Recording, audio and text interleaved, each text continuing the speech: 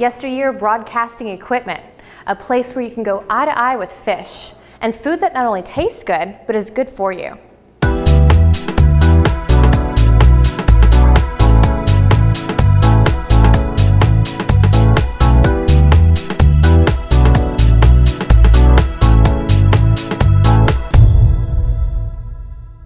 I'm Melissa McTee and you're watching In Live. We're bringing you the stories from the pages of In Magazine. Today we're in the newly renovated Tyler Morning Telegraph offices. And joining me now is Danny Mogul, editor of In. Hey Danny, tell us about our beautiful new building. Well, the building has been here since the 1950s and it recently underwent a big renovation. And it now reflects the needs of a modern communications company, a company that puts out news and advertising in print, digital, and video forms. And during that renovation, a local artist, Lindsay Boone, painted this mural behind us that's in our break room. Lindsay also performs as part of a blues duo called Old Omen. You can find out more about Lindsay and her double artistic career in this edition of In. So this building definitely has seen a lot of history, but I recently visited a place that has even more communications history. It's filled with the cameras and other equipment from back in the days when television first began. Let's take a look at the Texas Museum of Broadcasting and Communications in Kilgore, Texas.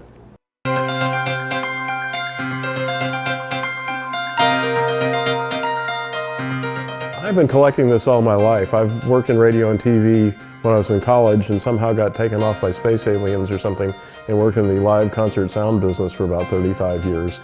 But I still had an interest in broadcasting. We worked a lot with broadcasters anyway, and people would just bring this stuff. Some of them I actually bought. Most of them have been donated though. We opened September 15th of last year. We've had the building for about a year and a half, and it took us about a year to get things in order so the city of Kilgore and other powers that be would like us. The building was actually in pretty good shape. And that was nice, but and the people that owned it were most generous in helping us make this happen. Without their cooperation, we probably wouldn't be here. And I guess when I decided we needed to do this museum is when I was doing a nose count one day and realized I had over 50 TV cameras. And you start going, what am I going to do with these things? A museum seemed like a good idea at the time. A lot of the stuff here is from the 1960s. The earliest stuff we have is 1949, 1950. We have 2 or 3 cameras that are in that range. Well, I have favorites, of course. The Telecruiser is probably my most favorite, probably because I have 10 years of my life devoted to making the thing look like it does. There's an RCA TV camera here, a TK41, which is the first color camera that anybody could buy, and it's serial number 40. And it's a gigantic box that weighs 1 billion pounds and must have been really incredible to go drag out to a sports remote or something, but they did. And they're very scarce, and we have one. I think that's really a neat thing to have. There's another camera here that belonged to KRLD in Dallas when it was called Channel 4. And it was on their TV mobile unit that was there when Lee Harvey Oswald was shot. We had a group of Cub Scouts come out to the studios, which are out in Chalk Hill, and they saw all this stuff that was there. There's cameras and old radios and things like that. The kids grow up with what are they, leapfrogs or whatever the tablets are that they play nursery rhymes on and stuff. Kids these days have always seen that. They have no idea what any of this stuff is like. They've never seen a phone booth. They've never seen a dial telephone. They have a blast sitting where I am right now. In fact, you can't get them off of this microphone that I'm standing in front of. They learn a lot. It's really very enlightening to have kids come here. Melissa, could you imagine us trying to film in live with those big bulky cameras they used to have? No, Danny, because today's equipment is much smaller and the editing is all digital. In Live is filmed and produced right here at the paper in the Video Production Center. Our videographers go out and get footage and interviews and come back and put it all together in Edit Bay. You can see the work of videographer Kyle Daniel in our next piece. He put together a package about the Texas Freshwater Fisheries Center to go along with the story in the magazine. That's a place where you can discover more about the fish that lives in the lakes and streams in Texas. The Texas Freshwater Fisheries Center is one of the 5 state fish hatcheries for the state of Texas. We produce bass, catfish, and trout here for the state of Texas, but we're also pretty unique because our hatchery has a great visitor center here. Out here on the hatchery here at TFFC, the whole place sits on about 100 acres, give or take a little bit. But on the hatchery itself, we have 45 ponds, which is 37 acres of water. And what we raise, predominantly our main fish that we culture here is a Florida largemouth bass. We usually raise anywhere from 4.3 to nearly 6 million a year over the years. This past year we raised 4.4 million.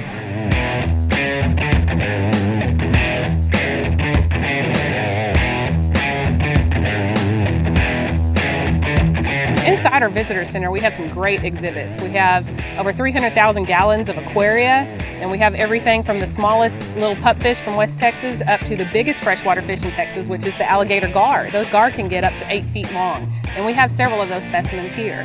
We have largemouth bass, live ones on display in the aquaria, and also some replicas of the biggest bass that have ever been caught in Texas. Every day when we're open at the visitor center, we have a dive show. So during the week it's at 11 o'clock, and on Saturdays we have 2 of them at 11 and 2 o'clock. The dive show is where we have a scuba diver dive down into the tank where we have a variety of fish species that they like to talk about. So it's a variety of native fish of Texas, and the diver gets in the tank and talks to the audience about the different species and what makes them different, their adaptations, what they like to eat, and where they live. So then after the presentation, the audience gets to ask the diver questions through a microphone system. A few years back, we had a great opportunity to add on to our facility here and build what we call the Wetlands Trail. It was a mitigation project funded by TxDOT, the Department of Transportation, and the reason they built it was because when they built the loop around Athens, there were some wetlands that were destroyed. And in order to make up for that, they had to have a mitigation project. And so they built a new wetland facility here at the Fisheries Center. That really helped us out a lot because not only did they replace those wetlands that were destroyed, but we got a great new exhibit for folks to wind through. It's about 0.8 miles to go through the Wetlands Trail, and there's some actual wetland ponds that are functioning, and they have water flowing through them all the time. You can see all kinds of aquatic flora and fauna. We have kiosks and signage and other exhibits back there, so it's a great place just to relax and get out in nature and also learn about what a wetland is. One of our specialties here is educating the public about not just fisheries, but all sorts of natural resource education. So we have hunter education just about every month that we offer here. That is a one-day class, a one-day field experience. We also offer special educational experiences for, especially for the kids. Regular school groups, they come here and they're educated at the dive show, they take a hatchery tour, they get to go fishing, and they get to talk to our naturalists who are here on site. There are certain events throughout the year where we go even more in depth, where we get the kids out there into the stream, into the wetland, and they're picking bugs, they're looking at the aquatic food chain from the bottom up, and we really get them hands-on and teach them deeper knowledge about aquatic systems. For the next 5 years, we have plans to really do a big upgrade of the whole visitor center, and that starts off with our alligator exhibit. We are actually about to reopen the alligator exhibit with some brand new features, and we're going to be bringing the gators back here in about a week. So that will be reopening, and that won't be the end of it. We're planning on upgrading many of our exhibits and having a whole fresh new look to the visitor center, and we'll be reopening at our 25th anniversary with a whole lot of new things to see. We're on the first floor of our office, which houses the press, our fitness center. The public is welcome to come and use it and buy a membership, and employees here are encouraged to use it as well. Yeah, they want us to be as healthy as possible. That's also the mission of Leslie Harrison. She's part of an initiative encouraging all of us to eat more healthy plant-based foods. Hi, I'm Leslie Harrison, and I'm going to make for you today an easy bean salad. This is a recipe from the Cancer Initiative project with the Food for Life program. So let's get started. We're going to use all of these wonderful ingredients. We've got beans and corn and tomatoes. It's going to be absolutely fabulous. So we're going to start by adding these lima beans. Beautiful green color. Next, we're going to add some garbanzo beans. These are also known as chickpeas. And we'll follow those with some black beans. Beans are a wonderful source of protein, and they're really high in fiber, and that helps the body rid itself of toxins and cholesterol and excess hormones, which can promote cancer. Next, we're going to add some corn. This is going to add a different layer of color. Corn is also high in fiber. Next, we'll put in some tomatoes. Tomatoes are very high in an antioxidant called lycopene, and it gives it that great red color. And finally, we're going to put in some sweet peppers and some onion. This is going to give it a little bit of spice.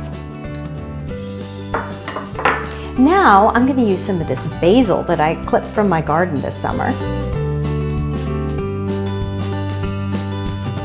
Gives it a little sweet flavor. And finally, we'll add some raw apple cider vinegar. Apple cider vinegar can help manage weight and also can lower blood sugar. Just a little bit. Let's stir it all together. Look at these beautiful colors. It blends so nicely. Now you can serve this dish over a whole grain like brown rice or whole wheat pasta. It can be a side dish or a complete meal. It's very filling, it's very satisfying. And you can add the ingredients in any order that you want to, and you can really use any kinds of beans. If you prefer not to use black beans, you can use kidney beans. It really doesn't matter. Make it your dish. It's going to be full of fiber, protein, and absolutely delicious and satisfying. Leslie shares more of her healthy recipes in the magazine. Now, Danny, we're in a part of the building that you know very well. Very well. It's the part of the building that has the offices of In Magazine, designers, sales representatives. It's where I put together the calendar events. And here's some events you don't want to miss.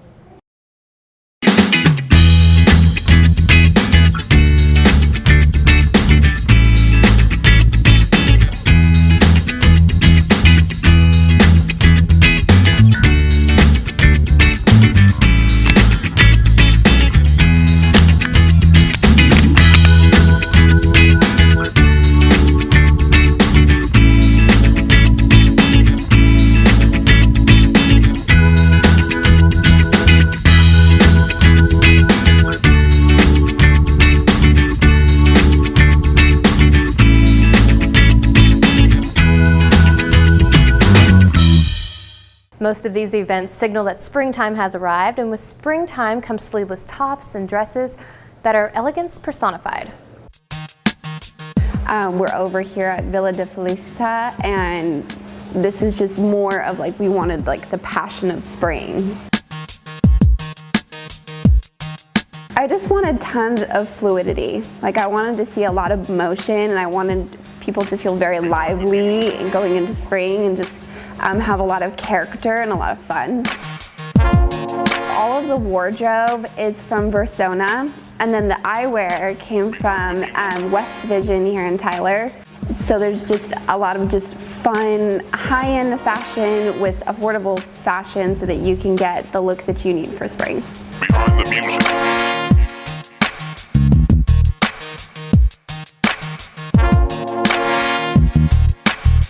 Zavala is really young, but she's just got that, you know, just editorial body. So you look at anything fashion-wise on her and you're just like, oh, I need to have that. I wish I looked that good in those boots. Behind the music, that's the joy. And then we had a new model today who's actually, I love that she's a mom and she still has that beautiful dancer body, and she just had, you know, the motion that we needed to get that really clean spring look. Behind the music. There can be a lot of factors that go with planning a shoot and then deciding whether or not it's a go or not. The music. So it can be a little bit chaotic, but it's always nice to have a good group of people to go to. That's why I always go to Crystal Vasquez and Christopher Robbins, who they do all of the hair and makeup, and I can trust them, I rely on them, so I can do my job and I can do my part, and I don't have to, you know, look over everybody's shoulder. And I pick photographers who are very qualified at what they do and just very, very good at being able to go with the design factor of what we're shooting for. It can get crazy, but it's always good when you have a professional team. This brings us to the close of another edition of In Live. And we are leaving you with music by Old Omen.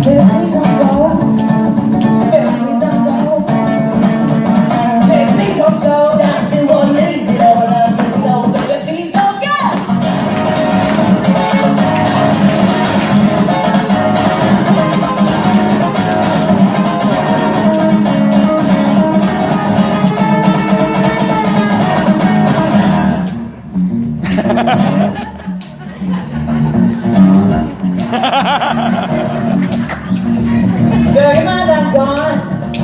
Boy, your mind I'm gone. Boy, your mind I'm gone. You left the county farm. You left the shackles on, baby. Please don't go.